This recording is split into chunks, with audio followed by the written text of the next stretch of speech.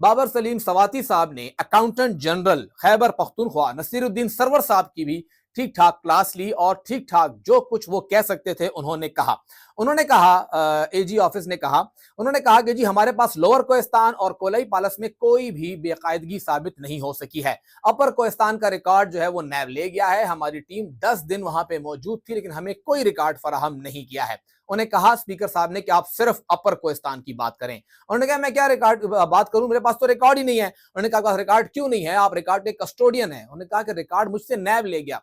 वहां पर फिर मौजूद थे ब्रिगेडियर मुसद्दिक अब्बासी साहब। उन्होंने कहा कि जब भी कोई एजेंसी डेटा ले जाती है तो फिर वहां पे वो लिखत पढ़त करती है, आपसे क्या क्या ले गए हैं, कुछ किया आपने। उन्होंने कहा हमारे पास तो कोई रिकॉर्ड नहीं है, सब कुछ ले गया है। बहरहाल अदायगी किसने की, कैसे की, उसका मामला चल रहा था और वो फाइनेंस पे डाल रहे थे कि ये लोग तो सारे फाइनेंस के हैं, लेकिन जवाब दे वो हमें है। फाइनेंस और एजी दोनों में जिम्मेदार कौन है, झगड़ा यही चल रहा था। 1293 चेक्स उन्होंने कहा है कि हमसे नैब ने उसकी तफ्सील मांगी थी, हमने वो फराहम कर दी है। और साथ ही उन्होंने ये कहा कि ये लोग फाइनेंस के, जिस पर स्पीकर गुस्सा भी हुए कि आप अगले डिपार्टमेंट पे जवाब ना डालें, अपने डिपार्टमेंट का जवाब दें कि आपके डिपार्टमेंट ने क्या किया है। उन्होंने पूछा कि अब तक आपने कितने लोगों को मुअत्तल किया। आपको हमने कहा था कि बंदों को मुअत्तल, उन्होंने कहा कि हमने जी 2 लोगों को मुअत्तल किया है और दोनों ग्रेड 16 के हैं, जिस पर वो और भी गुस्सा हुए। उन्होंने कहा, स्पीकर साहब ने कहा कि मुझे 13 डिस्ट्रिक्ट से इसी तरह की एम्बेजलमेंट्स की कॉल आ चुकी है कि यहां पे भी ये सब कुछ हो रहा है और आप सिर्फ 2 लोगों को मुअत्तल करके बैठे हुए हैं। ये सारी लड़ी जो है वो ऊपर तक है।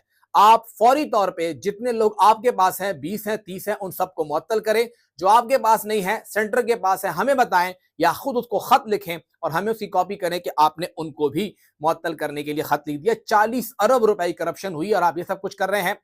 लगे हाथों स्पीकर साहब ने अपना भी गिला कर दिया कि मैंने तो कुछ क्लास 4 भर्ती की है, कुछ लोगों को तरक्की दी, अभी तक मैं उसकी जवाबात दे रहा हूं, उसको भुगत रहा हूं। आप लोग यहाँ पे 40 अरब डकार गए हैं और कोई पूछने वाला ही नहीं है। ग्रेड 16 के 2 बंदे आपने मुअत्तल किए हैं। फौरी तौर पे 3 दिन के अंदर का वक्त दिया है कि आप तमाम लोगों को मुअत्तल करें। मुअत्तल का कहा है और औरों को मुअत्तल करने के लिए आप खत लिखें।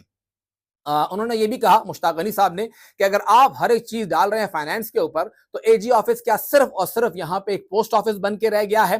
हेड ऑफिस के लोगों को मुअत्तल करना चाहिए। साथ ही वहां पे एजी साहब ने बताया स्पीकर साहब को कि मेरा ट्रांसफर हो गया। उन्होंने पूछा आपका ट्रांसफर हुआ, क्या हाँ हो गया। उसने कहा कैसे हो गया, इतने बड़े केस के बीचों बीच में आपका ट्रांसफर कैसे हो गया।